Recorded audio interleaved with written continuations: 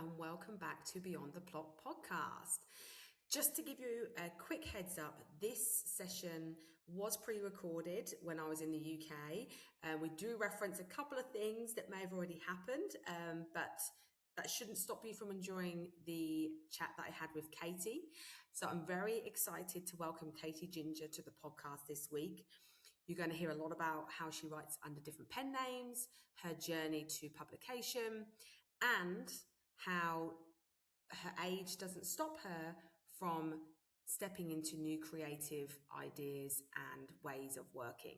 So, little sneak peek, it involves screenwriting, and I think she has a fantastic story for you all to hear. So sit back, relax, and listen. And don't forget to share this with friends, family members, colleagues. Make sure to hit subscribe and like. I can keep bringing you these amazing author guests on the podcast. Thanks, everyone, and enjoy.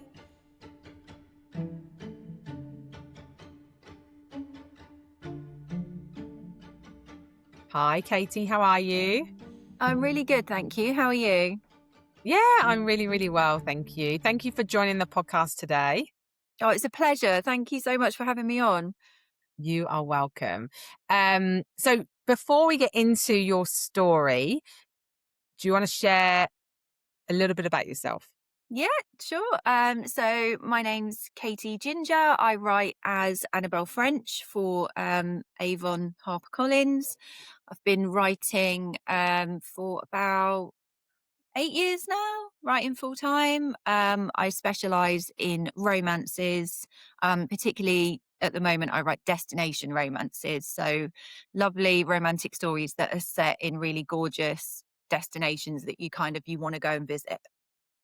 Oh, I feel like at the moment there's probably many destinations where we want to go and visit with the cold weather that we're having. Yes, Right. yeah.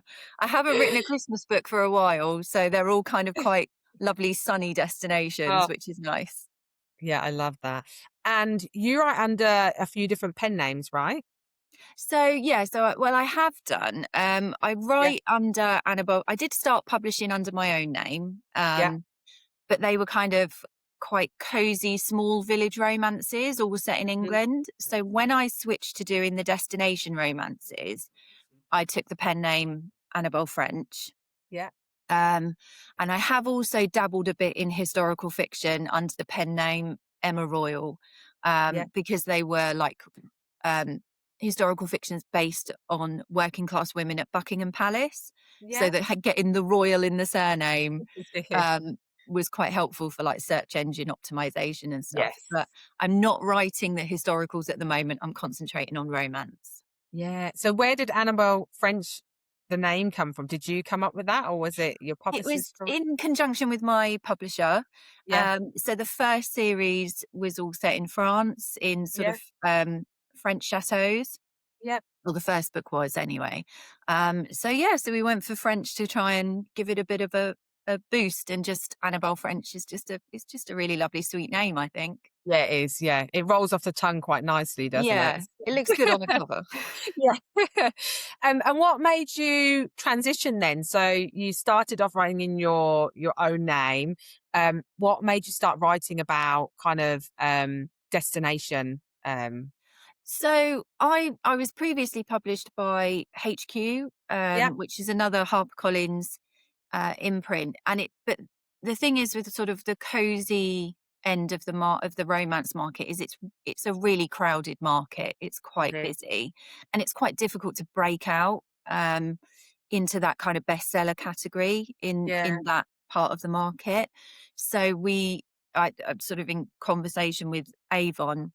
This idea for these destination romances came up, and so I was lucky enough to get the gig, and Yeah. and just we decided to make that switch. Do you travel to these places, or how do you kind of research and start I those travel if I ideas going? can, but Yeah.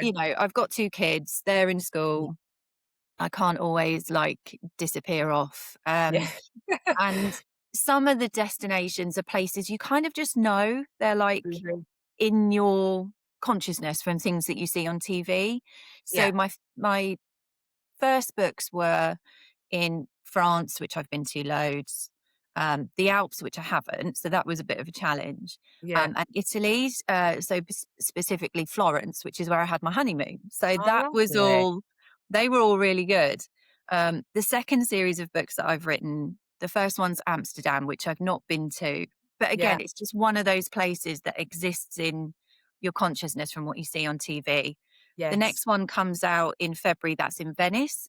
Yeah. Again, another place that everyone just, we all know what it looks Yes. like. Yeah, we do. Yeah. Yeah. Um, and the last book that comes out in the summer was Copenhagen. And I knew nothing about Copenhagen Yeah. or Denmark or the culture. Yeah. So I did get to go on a Oh, research trip to Copenhagen in the summer, and it was a really lovely few days.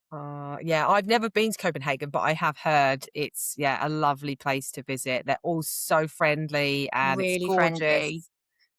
Yeah, Yeah. absolutely. And it's that whole kind of hygge lifestyle, the kind of Yes. laid back, chilled, Mhm. which forms a big part of the book. So it was really nice to go and like immerse myself Yeah. in that. And literally, my husband came with me. We had a bit of a weekend break away from the kids, and we Yeah. just walked miles and miles and miles. We didn't get Mm. cabs. We just walked all the way around the city, and it was, yeah, it was really lovely. So a lot of that did feed in, but Yeah. most of the time it's Google based research. It's Yeah. looking at pictures, looking at Google Maps, doing little wanders around via Yeah. Street View.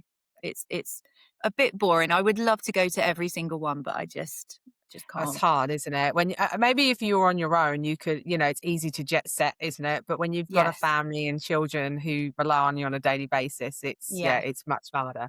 So do you think in your, like, when you think about where your next book is going to be held, like, where does that come from? Is that just because you want to visit those places? Is it just like, how do you come up with the next kind of destination? So I do it in conjunction with my publisher. Hmm. We always talk through the different series before I start writing. And a lot of the time they will gather information from the big book fairs that they go to. So they will use the research that they're doing in terms of the destinations that are popular. Yeah. And can we include those? So we do it sort of together and then come up with the different stories and different couples and things. And Yeah. I think it's a really nice way of doing it because I get to be creative, but I Hmm. also I get their expertise and their knowledge that Yes. this is Yeah. hopefully going to be commercial and hopefully sell. Yeah, yeah. I mean, I think anyone, especially in the UK, can probably resonate as well because a lot of people have traveled to Europe. But if, your US audience, I mean, I know a lot of people in the US as well, and they tend, when they go on a longer distance, Europe is their first, Yes. call. And Yes. if they're not going, they're dreaming of going, right? Because I think there's also this Yeah. perception of Europe, and you see a lot in movies and you read a lot about these destinations. As like you said, those destinations are probably the top ones that a lot of people travel to and know a Yeah, bit more about absolutely. than maybe some of the smaller, more like towns that are out there. Yeah. Um, And if my publisher says, "Oh, we've been to Frankfurt Book Fair and we mm, know this location is going to be popular," like, why wouldn't I use that information yeah, to give myself the best chance of success? So it's yeah, always done in conjunction, but it's really nice to have that support. yeah, yeah, exactly. So let's take it back a little bit because I always like to understand where your writing journey started. So I think your first debut novel was released in 2018, correct? Yeah. Yeah.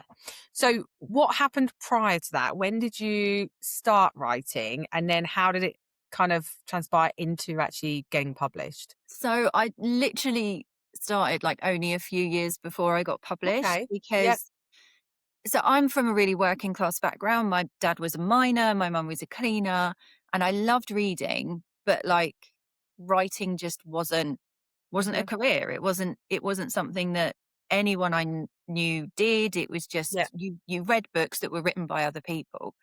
Um I'd loved the idea of being a writer. I always wanted to be a writer, but just never had the confidence to explore it in any way Yeah. until I got made redundant. So in 2014, 15, 14, I got made redundant from my job. I worked in museums and galleries for Hmm. my local council. And unfortunately, I'd started working for local government at a time when all the austerity measures were happening, all the budget cuts. And yeah, and I got made redundant. And it was the summer before my daughter started primary school. And I just decided that I'd like to just try using my brain in a different way. And Mm-hmm. I signed up for a novel writing course with the London School of Journalism Mm-hmm. because it was like £300, and all the other Yeah. creative writing courses were like thousands and thousands. Yeah. Um, and I did that for the summer, and I loved it. And my tutor was really lovely, and she was like, you've got some talent. You're not bad. and then and then I joined some online critique groups. Yeah. There's a really good one called, which is not, it's not really very well known over here. It's called Scribophile. Okay. And it works in a really lovely way in that you collect karma points by critiquing other people's work. When Yeah. you have enough karma points, you can post your own work for critique. Oh, And it's okay. it's such a lovely way of doing it because you learn a lot by reading and looking Yeah. at other people's work, and then you get that feedback in return. And because my kids were really small, like my daughter was 4, my son was 2, Mm-hmm. um, I wasn't going to be able to make it to any writing groups. Yeah. So I joined this online community, and I just started writing. And Kate actually had the confidence to write a couple of books. And then I remember I was sat on the sofa watching CBeebies one Yeah. evening with my son under one arm, my daughter under the other, scrolling on my phone a little bit. And I saw that HQ Digital were doing a Twitter pitch where you could Mm-hmm. pitch your novel. It didn't have to be a completed manuscript. And and I pitched what became Snowflakes at Mistletoe Cottage. And yeah, they responded like the next day to say, we'd love to know Wow. more. And yeah, it just kind of went from there. That Yeah. I sent them the manuscript. I hadn't written it. I'd written like the first half really Yeah. badly. Then had to kind of panically get that done. Yeah. Sent it to them. Didn't hit anything for like 6 months. And Yeah. then it was a January. I got an email saying, "Can we give you a call at 3 o'clock?" And Wow. they rang me at 3 and said, "We'd like to offer you a 2-book deal." Amazing. It was so bizarre, but brilliant. That's crazy because, like, sometimes, I mean, it takes like several attempts, doesn't it, to put your work out there and to get knockbacks. And your work must have been really, really good and what they I wanted to see at that time. So I had something else that I'd submitted, Yeah. and I was getting lovely I had a couple of really nice rejections from it. Yeah. Um, and then this idea had come for Snowflakes. Yeah. And I don't know if it was just a bit hookier. So Yeah. maybe, so although it wasn't perfect, they were more willing to work with me to get it into shape because it was a good idea. Do you know what I Yes. mean? Yeah. And I was 100. lucky enough that HQ hadn't been in business very long. It had only just started as an imprint. So they were Yeah. really searching for Yes. authors. So they obviously had the time that they could invest Yeah. in helping me get the manuscript to publishable quality. Yeah. Yeah. So So from that moment then, so did you go straight, they obviously offered you a book deal. Um, did you go straight with them and then did you look for an agent later on? What did that kind of look like? no, so I ended up having about 9 books with HQ. Yeah. Um, and then I wanted to get an agent because I do think it's brilliant working directly with a publisher. And if Mhm. that's what you want to do, absolutely. I've done it myself. I think it can be Yeah. brilliant. I do think there are things that agents can help you with that you can't negotiate yourself, Yeah. particularly sort of foreign rights and things like that. Yeah. So I'd had about 9 books. None of them had had any foreign rights sales. And I Okay. thought, maybe an agent can help me kind of move my career on a bit more. Yeah. And I signed with Kate Nash at Yeah. the Kate Nash Literary Agency. Um, I don't know, really. I think just it's really difficult to make a living as an author. Yeah. Um, So all the foreign rights deals you can get just add a bit more income. It Yeah. may not be huge, but it all helps. So if Yeah. any market wants my books, then please buy them. I know it's a tough market, isn't it? Because I speak to some authors who, um, finally now doing it exclusively, but it's taken them many years to get to this point, right? Because, like you said, there's not a lot of money in it, so you've got to have that passion, that drive yourself to keep going. Because, at times it's not always going to pay the bills until you get more established, right, and sell more books, etc. Um, in terms of kind of let's talk about some of the challenges that you've faced then along the way. What have they looked like for you, and how did you overcome those? Um, I think the biggest challenge really is that all, and you hear this all the time, all the markets are quite crowded, Yeah, particularly in romance. yeah, And so there's always this thing of that I think you feel like you should be achieving more than you yeah, are. You yeah, see other people posting on Instagram and, you think, oh, I want that. They've got this level of, success and I want that level of success. And I think the one thing I've learned is that, you can't compare your journey to anybody else's. yeah, And so much of this industry is just timing and luck. So you have to just keep writing your books, finding those opportunities, taking the chances, and yeah, eventually, they will pay off. yeah, But it's important not to, compare yourself to other people because what you see on the socials yes, isn't the full picture at all. yeah. That's very true, actually, because I know, like, it's changed over the years, hasn't it? And, like, social media has stepped in as a huge marketing platform now, and I think you even see some authors out there that maybe haven't been published yet, but they've got a huge presence on social Mm, media and they get picked up, right? Because, hey, you've yeah, got so many thousand followers who are going to buy your books. That means money for them. It means money for the agent, for the publishers. Um, and I think you're right. It's a very competitive market. But again, everyone compares or thinks that social media is like the true reflection of what's actually happening. yeah, But it could have taken them 20 years to get to that point, yeah, or absolutely. it's not a, "Hey, I just sent my manuscript out and got picked up and got a multinational deal." Like, it doesn't always happen like that. So I think setting those realistic expectations to them. And I Uh, think the other thing with socials is that, you know, you by the time you're seeing a trend yeah, come up on socials, it's too late to start trying to write something in that trend. Some yeah, often, so yeah, like with sports romance, I know there are sports romances still big, and hockey romance is having a bit of a resurgence because of heated rivalries. yes, yeah, But, you know, if you suddenly dive in and start writing a sports romance yeah, because you think that's what's going to get you published, yeah, that trend might be gone in a year, yeah, which is when your book will be ready to go out on submission. yeah, So it's really important to, I think, be aware of the market, be aware of what's commercial, what people are looking for, yeah, but you still need to write what you want to write. yeah.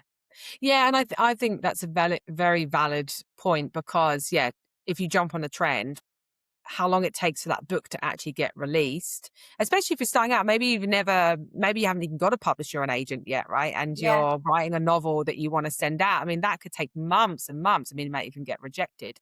But imagine, like, 2 years down the line and yeah, it's not Yeah. around anymore. And I do think you're right because, I had an author on here, not so long ago, and she actually got approached because they saw that run clubs in Australia were actually becoming a big thing. And so Penguin Random House wanted to have an author write a book about that. So they actually approached her. Um, and it's jumping on the trend before it happens, right? But it's Yeah. hard. I mean, you don't know what the trend is going to be next. So I think just write what you're passionate about, and Yeah. hopefully there'll be a market for it. And that's actually, I was going to ask you, like, do you get worried at times then with your novels? Like, how confident do you feel every time you release a novel? Like, obviously you've got a big following now and you've got more of a presence with your name, but do you ever get worried that there might be a point where people start disengaging with Yeah, kind of, yeah. every single book. Yeah. Every single book that I sit down to write, I always get really, really worried that people aren't gonna like it. They're not gonna like the destination, they might not like the Yeah. romance, that maybe they're just getting bored of destination romance. Like, Yeah. yeah, every single book. But I think that's just imposter syndrome, Yes. which we all get. Like I'm doing page proofs at the moment for this book that comes out in the summer, the one set in Copenhagen. Yeah. And I absolutely loved writing it. And it flowed really well when I was writing it. And now I'm reading it as page proofs. I'm like, this is so boring. Everyone's Oh going to hate it. This is no. so, but it's because I've read it 6 times now. Okay. Yeah. Yeah. You know, I know what happens. I know every Yeah. single line. I've read it so much. Yeah, I worry with Yeah. every single book. And my one that comes out next month is up on NetGalley at the moment, and Yes. Yeah. I'm really lucky that it's getting lovely 4 and 5-star reviews. But when I knew it was going on NetGalley, I was terrified. I always Yeah. am. I think you just have to keep going. And Yeah. if sales do drop off, then you pivot and Yeah. you try something else, or you stick with it, and because that's what you want to write, and know that the market will come round again. Yeah, yeah. I was going to say, do you look at reviews very often? Like, are you someone who's got a bit of a hard shell and can take on if there's any like Yeah, negative feedback? I'm okay with Yeah, bad reviews. Yeah, I yeah. am. I had a really funny 1-star review, which was it just said badly written and nonsensical, and I was Oh, like, I don't think I'm for you then, really. no, no. And that's the thing. I think because we're readers ourselves, like, Yeah, I've picked up books that people have loved and are going mad about, and I've either not finished it, or yeah, I'm reading it and I'm thinking, "Oh, no, I'm not really enjoying this." And yeah, it's just because it's not for me. yeah, We're yeah, all we're all individuals. We all like different things. So I do keep an eye on them, because I like to just know whether it's going down well or not. But if I yes. do have bad reviews, then I generally can shake them off. Yeah, yeah. And I'm like you, I'm an avid reader. Like, I love reading. And also it depends what kind of mood I'm in. So I could have a favorite author that I will read their books like anytime and really love them. But then I also like trying new authors in their books, and they might write one book that I absolutely love, and then I read the next book and it's not quite my taste, right? So I Yeah. think again, it doesn't stop me from liking them. And I'm not someone I would never. I just think I only voice things like positive things, right? So Yeah. I would never put any bad reviews out there. I just wouldn't comment. I always think like if you Yeah, got me nothing good too. to say, just don't comment. Yeah, Um, absolutely. but Because then there's some, are yeah, you a mood reader? Because I'm a mood reader. So yeah, I'm really picky depending on what mood I'm yes, in. same, And yeah, that's another reason why I don't worry so much about my own reviews, because yeah, I know that I may pick up a book and start reading it and not like it 1 month. yeah, And then 2 months later, I'll pick it up and read it in a day. It, yes, it yeah. often depends on the mood I'm in as a person. Yeah, that's very true, because I typically read at night, so it all depends on what my mood has been in the day. So Yes, yeah. if I'm like in a good mood, I'm like, yeah, I'm really feeling this. I'll go to bed and I'll get excited to read. And then other times I'm like, I'm not in the right headspace, and I'll go and open, a book, and I'll be like, no, can't read that. No. Like, And yeah. it's those outside factors as well, because you've Yeah. got small children, but, like, if Yes. you sit down to read and you're being interrupted all the time, Yeah. that Yeah. makes me get annoyed, and then I Yeah. don't connect with a book. Like, it happens with my kids too. They're teenagers, but they're still, "I'm hungry. What's to eat?" Yes. Yeah. You know? Yeah. And then I don't connect with a book, and it's not the No, book's fault, same. and it's not the writer's fault. It's actually the situation that I'm in trying to Yeah. read. Yeah. So, yeah, so I know there's a lot that can affect reviews, and, I'm not gonna be for everyone. Not No. every writer is not for everyone. No, and I think that's why it's so good that there are so many different like writers out there, right? Authors, so many books that we can choose from. And Yeah. you'll have your following that, every time you release a book, there'll be those people that go out instantly and buy them. But then I think also like you'll get new people along the way. And I really love your covers because I'm someone that also I visually look at something, I go, oh, that's intriguing. And then I read the synopsis and I'm like, okay, yeah, I'll give that a go if I haven't heard of them before. So I think they've got to be easy on the eye as well, right? And I think Yeah, yours do that with the definitely. destinations and the colours and yeah, how they've designed them. Yeah, the floating series covers, I've loved all Yeah. my covers, but the illustrated ones I think are particularly beautiful. Yes. I've loved them from the moment I saw them. Yeah. Um, and they stand out quite nicely on a bookshelf. So Yeah. yeah, Yeah. hopefully readers will. But I'm the same. I put a post up on Instagram not long ago that I was like, bookish confession, I absolutely judge a book by its cover every Yes. single time. Every single time. And it could be a book that people are saying, "This is amazing. You've got to read this book." Yeah. And if I visually don't like the cover, I'm Yeah. like, Yeah. maybe. Yeah. Yeah. And I'll it's see, maybe. because it's hard, because how much say do you have in the covers? Are you quite, I mean, you've got a style now, right? So Yeah.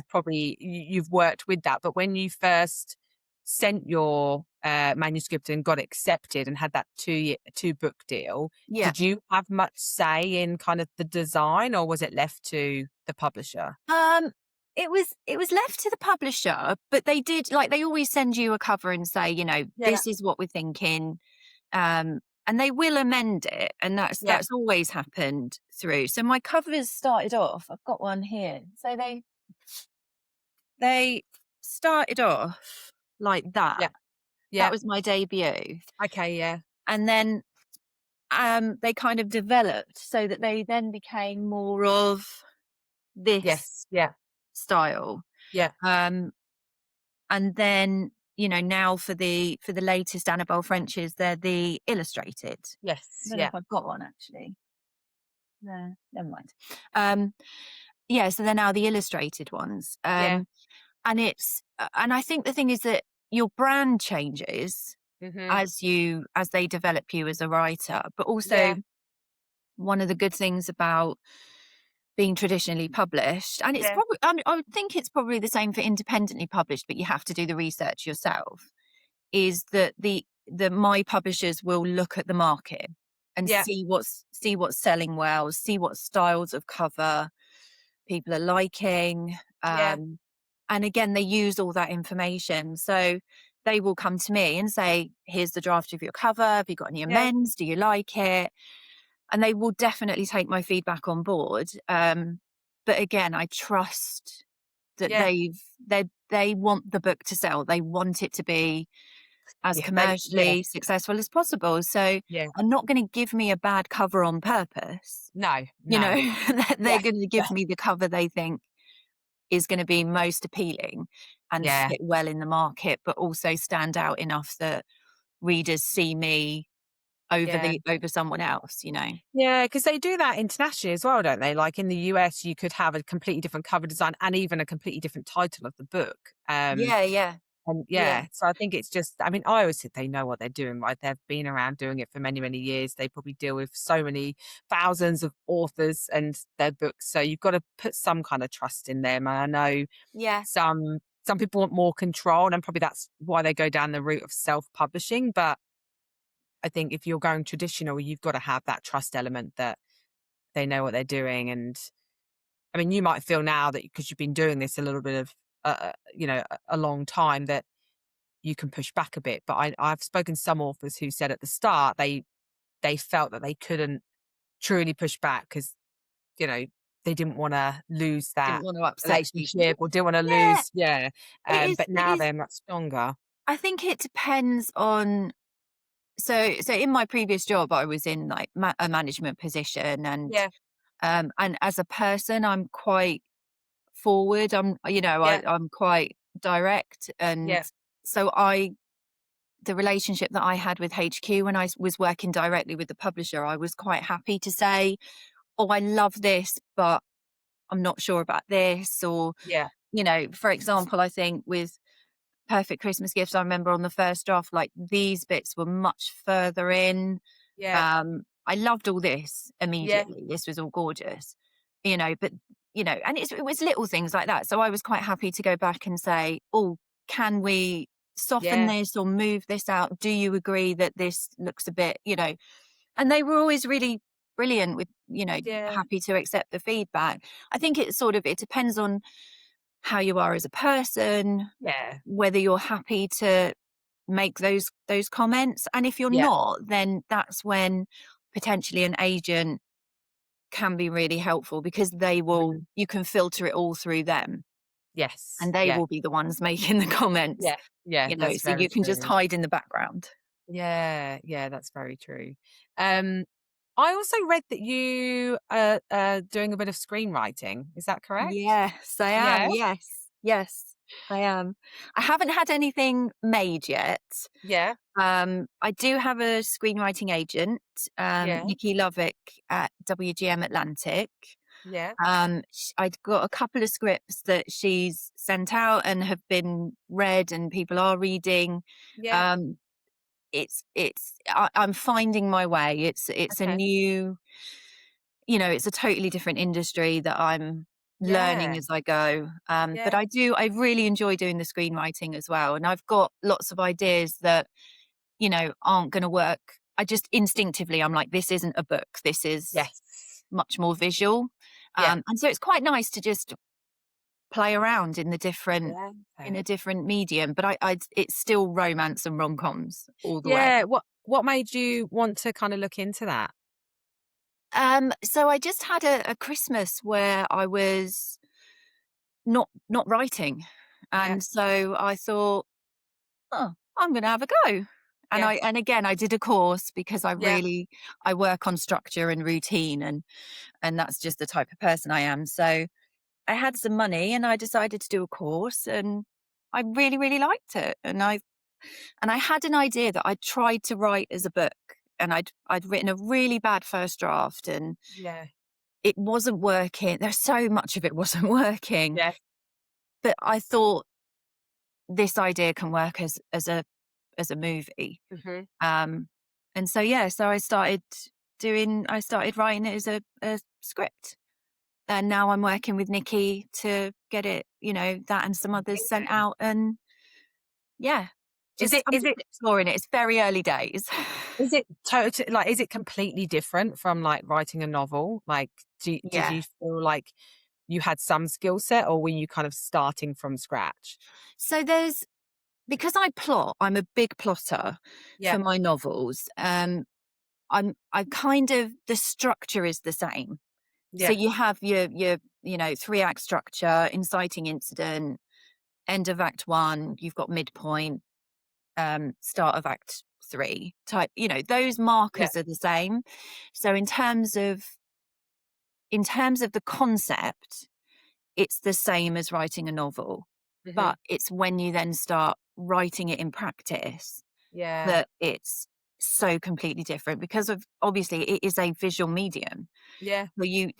And you know, a screenplay is about 120 pages Okay. rather than 80,000 words. Yeah. You haven't got a lot to play around with. It's quite it's just so different, but that's such a Yeah. lovely challenge that I really Yeah. enjoy. So can you see any of your books, like the ones that you've written, can you see any of those going into like your I screenwriting, don't or are know. you starting completely from scratch with that? I am starting from scratch, yeah, Yeah. because Yeah. I think adapting a Mm. novel into a screenplay is like a whole nother skill set. Like, Yeah. I still need to master writing a screenplay and get my head Yeah. round all the intricacies of that, Yeah. and also how the industry works.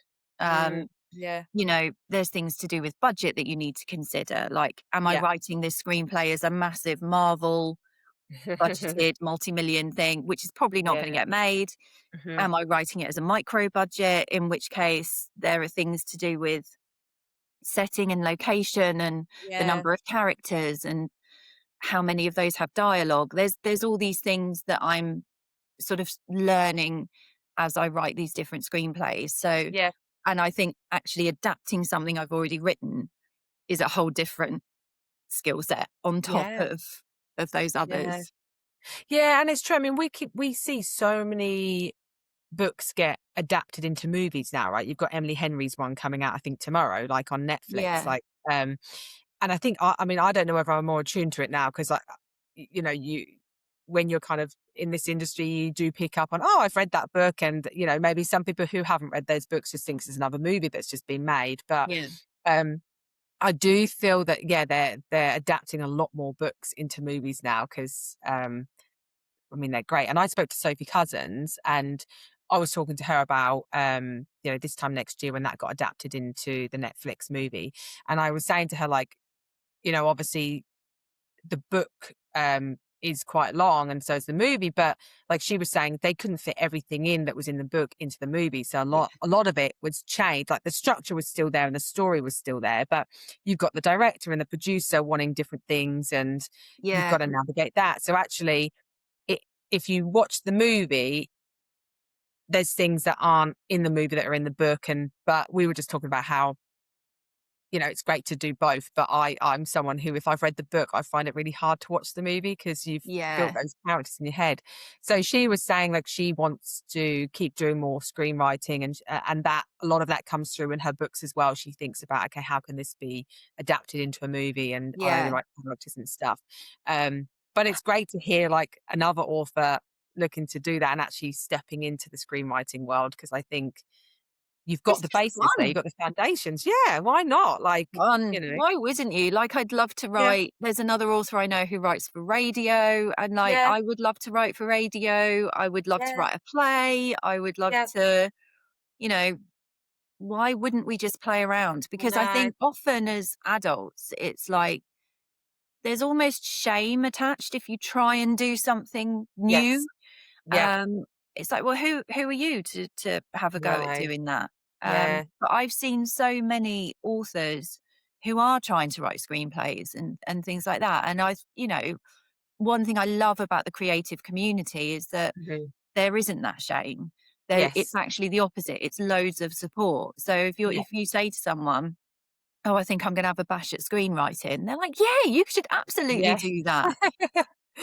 And often it's So like, true. I know this person and I know that person, and you can connect, you build a whole new network. Yeah, So, yeah, and that's where I think the creative community is so brilliant, because we don't hold each other back. We actually no, help push each other forwards and support each other in exploring new opportunities. yeah. I think that's good because I think so many people have the perception that they've got to stay in their own lane, and that's probably a lot of noise that are coming from people who aren't in like, you know, who aren't in that industry. Maybe they've studied and, you know, they've been trying to get somewhere for many, many years, and then someone comes in who, you know, maybe is really successful but hasn't gone through their specific journey. They've still gone from their Yeah. own journey.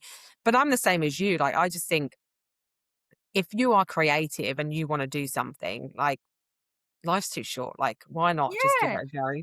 I think there's also a thing of, and I don't know if you agree, but like, I think age as well. Sometimes Yeah, we get older and it's like, well, it's too late to start trying to do that. yeah, We yeah, can put these limits on ourselves for absolutely can, no yeah, reason. yeah, I mean, I'm 44, but that doesn't mean I'm yeah. too old to have a No, a no, screenplay made into a movie. It does it, no. no, I none of us are. I'm 100% because I even with this podcast, I thought, you know, for years I've been thinking about doing it, and you know, kids got in the way and etc. And I just thought, if I don't do it now, like if I don't start now, like I could be still feeling like this in 5, 10 years time. Yeah. Like, but if I start now, in 5 years time, I could look back and be like, wow, look how much I've progressed in 5 years. And I think, yeah, I'm in definitely now in that mindset of like, why not? Like, just give it a go. If you've got a passion for it, you never know what could come of it, right? And you hear all these stories that, you know, you think about the actors out there, like some of them didn't start acting or getting onto screens until they're like 40, 50, and then, Yeah. you know, look at their careers. Some of them didn't win Oscars until they were in their 60s. Like, it's just, it's And crazy, isn't it? it's mad. And also I think that, like, if I tried to do what I'm doing now when I was 20, Mm, I wouldn't have been any good at it, because I wouldn't no. have had the life experience. I wouldn't have had the Yeah. confidence in myself to even think about trying it. Yes. So Yeah. actually, you know, everything has led me to this point, Yeah. and the skills that I've gained mean that why not try it now? Yeah. You And know? I do think as females, we do put more pressure on ourselves. Like I read somewhere that like if we were going for a job interview and if we were a male going for that job interview and it listed 10 like 10 criteria points, a man would look at that and be like, oh, I don't have 3 or 4, but I'm still going to apply. While females look at that and say, oh, I don't have 1, I'm not going to apply. Like I've got Yeah, 9, but I'm missing yeah, 1, I'm not going to apply for it. So I think as females, we do put a lot of pressure on ourselves to be like, oh, we've got to be perfect before we can actually go and, we've got to yes, have the background, we've got to have the knowledge, before we can commit. But I think if you break through, and like you said, the creative community is very encouraging that it could just have one person say, just go and do it. And you go, yeah, why shouldn't I do it? Yeah, I'm going to do it. And then you yeah, get that encouragement. absolutely. And there is also, you say about women, absolutely, women lifting women up Yeah, and supporting each other. Like the group of writing friends that I've got, yeah, we chat on WhatsApp every day, and we range in age, yeah, and some have got older parents who they're looking after, some have got yeah. young children who they're looking after, but together, we always lift each other up when we want to Mhm. try something, when we're feeling low, maybe when a book Yeah, isn't quite working. It's, and that support is invaluable. yeah, yeah. Are you part of any associations, or how do you get your network? So I am actually on the board of directors of the Romantic Novelists Yeah, Association, yeah, um, and volunteering for them has really helped me mhm, build the most amazing network yeah, of friends, lifelong friends as well. So yeah, we've met through volunteering, but we've yeah, developed a friendship that goes sort of far beyond that, yeah. which is Lovely. lovely. So the RNA is brilliant for anyone who's writing romance to connect with other writers. We've got local Yeah, chapters that you can join, online groups you can join if it's difficult for you to get out. If you're an aspiring writer or a new writer, we've got different levels of membership that yeah, offer lots of different levels of support. So I would definitely recommend that. And also just like I've got different groups of friends who I've met through different publishers. So if yeah, publishers hold a party, yeah, go along, meet other writers, and suddenly you've got a whole nother group of friends. So it yeah, is a little bit about networking, I think, as well, and yeah. I actually think so. putting yourself out there into these different groups, and you will Yes. you will form lasting connections. Yeah, yeah. And I think it's nice because you can see that on social media as well, like the authors even that I follow and that I've connected and spoken to, like it's actually a really small industry because everyone I speak to knows everybody else. And then they're like, go and Yeah, speak to this person. And it's like you said, because you're all like, you might be part of RNA, you might have the same publisher, you might have been to the same event. Um, you might have held events together. So yeah, it's I have to say truly, like I was part of the RWA in Australia, which is oh the yeah, same as RNA. And they were fantastic. And then coming here, just hearing like everybody who's a part of that association, like the author community in the UK is like phenomenal. Like yeah. just as it is in the Australia and America as well. But everyone is so uplifting, everyone's so friendly about, and nothing but positive words for for everybody out there, and they just want everyone to do really well, which is lovely. Yeah, it's not like you're in competition. No. Like there is room for all of us, you Yes. know, and you Yeah. just have to. It's much better to support people, I think, than to try and Yeah. bring anyone down. Like, why would you Yeah. do that?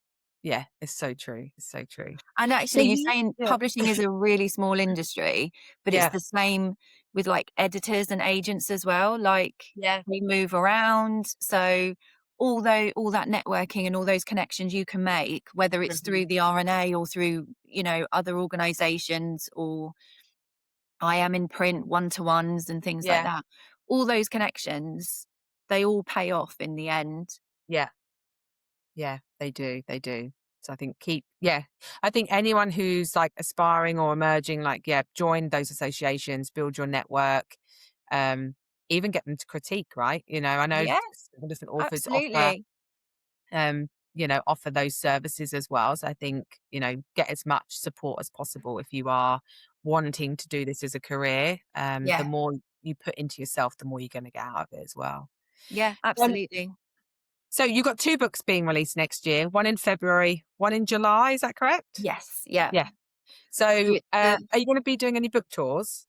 no, Okay. I don't think so. I mean, my Yeah. publisher hasn't. I don't think I'm doing any book tours. I'm hoping, hopefully we'll get in a supermarket as we did Yeah. with Amsterdam. That would be great. I'm just waiting to see and waiting to Yeah. hear how, the marketing plans. But so the Floating Venice bookshop comes out in February, and Yeah. then the Floating Copenhagen Cafe comes out in July. Oh, lovely. Well, that's exciting. Are you, on average, do you release about 2 books a year then? I think that's kind Yeah. of how it works out. It depends on contracts. If I'm Yeah. lucky enough to get another contract, it all depends on when they Yeah. want to release. So, Yeah. but I think it averages about 2 books a year, Yeah. which is Brilliant. which is nice. I was writing 3 Oh before, and gosh. that was a lot. And you were Intense. kind of like, Yeah. you didn't really have time to market one book before the next one was coming out. So I think Yeah. two's quite nice. It's quite nice to have a little gap in between. Yeah, you need to have a break, because I always say, like, when you're self-employed, right? So it's kind of one of those situations where if you don't give yourself time off, then no one will. And Yeah, I've spoken to authors who have written like 3 books a year, and they've said they just start getting burnt out, and yeah, then it can affect the quality of what they put out there. So I think 2 seems to be that middle ground where yeah. you can still have a life. I You can can still have a still, life. I can yeah, still play around with screenplays and stuff in yeah, yeah, between. So it's that works really well for me. And I yeah, can, also do the volunteering and do other things yeah, as well. So yeah. Brilliant. Well, where can people find you then, Katie? I know you're on social media. Do you want to just share your social media, your Instagram yeah, so I am name? mainly on Instagram, which is Katie Ginger Author. Yeah, Um, Come and find me and do follow, because I really love chatting with people on Instagram. It's such a yeah. lovely platform. I'm not on TikTok. I think my daughter would go mad if I was suddenly appeared on TikTok filming videos. She would be so embarrassed. So I'm not there. I'm Yeah, those primarily on crazy Instagram. glasses. Yeah. Yeah. She would just like disown me, I think. Um, so yeah, find me on Instagram. I do have a website, which is www.keginger.com. Yeah, But most of the time, find me on Instagram and yeah. let's chat And books. where can they buy your books? Through your website or? No, I mean, I've got links through Yeah, to Amazon and stuff. yeah. But yeah, if you want to find me on Amazon, in Waterstones, your local bookshop, especially your indies. If they haven't got them, Yes. they should be able to order them from Yeah. HarperCollins. And actually, we've got a romance-only bookshop opening in my hometown, which I'm really Oh, excited lovely. about. So When's yeah, that opening? in March. Ah, because Actually, no, there's I'm in so many more of Folkestone, those. down on the coast, so Yeah, nice lovely. place to have a bookshop. We are seeing more romance-only bookshops being open, aren't we? I know they've got a big presence in America, but yeah, definitely in the UK now, they're opening all over, which is nice. Which is amazing, It absolutely is, amazing, yeah. and brilliant news for us romance authors. Yes, It's nice for the genre to be getting the attention it deserves. it is. Yeah, finally, yeah, because it's taken a while, hasn't it? Yeah, So definitely. Yeah. yeah, and everyone loves love, so like I don't know why it, you know, And the world's bonkers at the yeah, moment. So, yeah. like, why wouldn't you want to read a lovely, happy, uplifting book that Oh, ends, with 2 people spending their life together? So, yes. Yeah. Yeah, it's very true. It's very true. Well, I can't wait for your books to come out this year. Very excited for you. And I'll be following on Instagram, and I'll share as much as I can as well, because I'm oh, excited thank you. to That's read so them. kind. And So, thank you for having me on. It's been so lovely. anytime. No, it's been great hearing your story, and yeah, I'm excited to see where your screenwriting goes as well. So I'll be Well, following on that, and I'm crossing fingers that something will hopefully happen. something will happen. Yes. Just keep manifesting it, put it into the universe. That's what they say, right? And That's well, apparently those things and happen. if you don't try, like it's a really cheesy saying, but one of my favorite sayings is you miss 100% of the shots you never take. Yes. Yeah. I So love that. I'm just going to have a go and see what Yeah. happens. Yeah. Well, I'll be watching. So Thank you. brilliant. All the best. I'll chat to you very soon. Thank you. Take Thanks, care. Katie. Bye. Bye.